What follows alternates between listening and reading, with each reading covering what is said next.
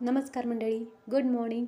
आता लग्नाच्या वेळेस मला चेहरा माझा क्लीन हवा होता, तर माझ्या चेहऱ्यावर एवढी मोठी फोडी होती आणि आता काही गरज नसताना माझी फोडी जरा कमी आली आहे बघा. म्हणजे ज्यावेळेस मला पाहिजे होता चेहरा क्लीन तेव्हा नव्हता, आता काही गरज नाही तर माझा चेहरा क्लीन व्हायला लागला आहे, असं असतं बघा.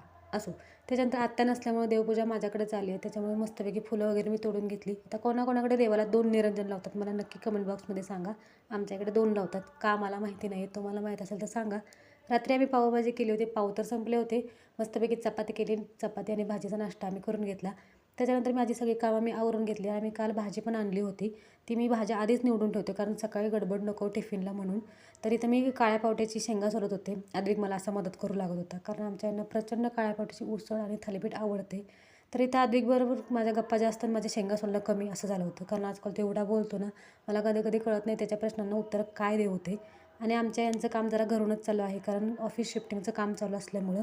आता मी 2 दिवस झालं मूग भिजवून बांधून ठेवले होते एका कपड्यामध्ये, जेणेकरून मोड असे यावेत म्हणून. खूप छान असे मोड आलेत बघा, कपड्याच्या बाहेर पण दिसत आहेत. तर भेटू आपण नेक्स्ट व्लॉगमध्ये, तोपर्यंत बाय.